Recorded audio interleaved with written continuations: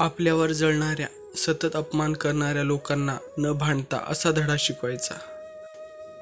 असं म्हणतात की माणूस जेवढा लवकर यशस्वी होतो किंवा त्याला यश मिळत जाते, एवढ्या लवकर त्याच्यावर जळणाऱ्या लोकांमध्ये वाढ होते. याचा कुणाला दोष देणे हे चुकीचं ठरतं, कारण हा मनुष्य स्वभाव आहे. म्हणून आपण आज अशा काही गोष्टी बघणार आहोत, त्यामुळे तुमच्यावर जळणाऱ्या लोकांना न भांडता कसा धडा शिकवावे किंवा त्यांना कसे हँडल करावे. पहिली म्हणजे आपली बाजू किंवा आपला मार्ग जर सत्याचा असेल तर तो कधी सोडायचा नाही. समोरचा आपल्याला खाली खेचण्याचा कितीही खालच्या पातळीला उतरला तरीही आपण त्याच्यासारखं वागायला जायचं नाही. शेवटी गीतेमधील शिकवण लक्षात ठेवायची, नेहमी धर्माचा आणि सत्याचा विजय होतो आणि अधर्म आणि असत्याचा नाश होतो.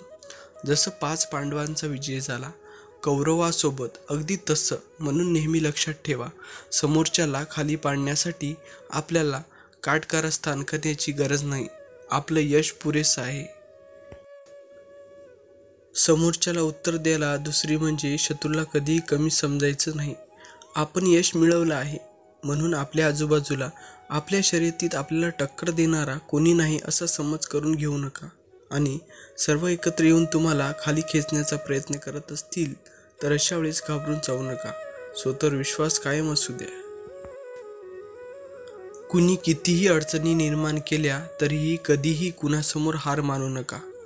आपले शत्रूची सगळी माहिती जाणून घ्या, यातच आपली 80% लढाई जिंकलेली असते.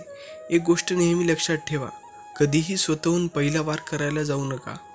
तिसरी म्हणजे तुमचं नशीब कुणीही हिरावून घेऊ शकत नाही. तुमच्या आयुष्यातील दुःख या जाणाऱ्या व्यक्ती बघू शकतात का? नाही ना. मग ते तुमचं सौंदर्य, श्रीमंती, बुद्धिमत्ता काही घेऊ शकत नाही.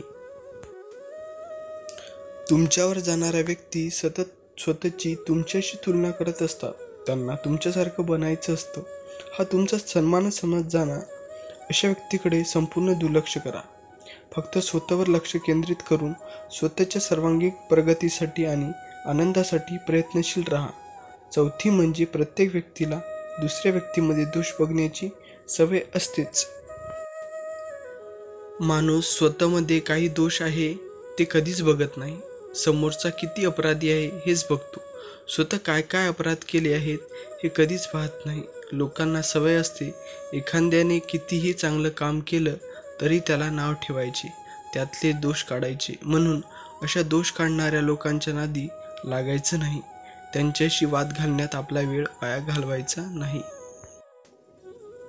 पाचवी म्हणजे आपल्या रागाला नियंत्रणात ठेवा. स्वतःवर संयम ठेवा. रागाच्या भरात चुकीचे पाऊल उचलतो किंवा अशा काही गोष्टी करतो, पूजा करायला नकोत. ज्या गोष्टीमुळे तो स्वतः अडचणीत सापडेल ते फक्त त्याच्या रागामुळे. समोरचा आपल्यावर जळतो आहे म्हणून रागात येऊन त्याच्याशी भांडायला जाऊ नका. रागात येऊन भांडण करायला जाल तर स्वतःच्या कमजोर बाजू समोरच्याला दिसणार आणि तुमचे नुकसान होणार. तेव्हा स्वतःच्या रागाला कंट्रोलमध्ये ठेवा. माणूस रागात आपली विचारशक्ती गमावतो आणि चुकीचं काहीतरी करतो. ज्याने आपल्या रागावर कंट्रोल मिळवला त्याने अर्धी लढाई जिंकली. सहावी म्हणजे स्वभावात कठोरपणा असू द्या. आपल्या बाजूला असणाऱ्या खराब लोकांना सभ्यतेची भाषा कळत नाही. त्यांना जशात तसे उत्तर कळून येते. म्हणून समोरच्या समोर आपण कमजोर आहोत असं कधी दिसू येता कामा नये. सगळ्या गोष्टींना समर्थपणे तोंड देऊ शकतो तेवढा आत्मविश्वास समोरच्याला आपल्या वागण्यात दिसायला हवा, जेणेकरून ते आपल्या वाटेला लागणार नाही. आपल्या स्वभावात कडवटपणा असू द्या आणि शत्रूला तो वेळोवेळी दिसायलाच हवा. कठोर वागताना किंवा जशात तसे उत्तर देताना आपला सत्याचा मार्ग सुटता कामा नये.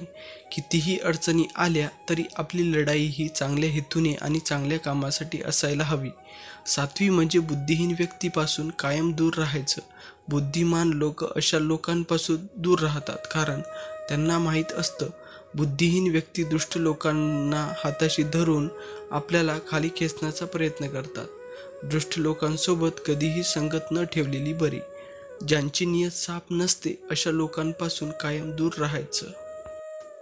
तुम्हाला हा व्हिडिओ कसा वाटला प्लीज कमेंट करून सांगा आणि आमच्या मराठी सोशल स्पीच या चॅनलला लाईक, शेअर, सबस्क्राईब करायला विसरू नका. धन्यवाद.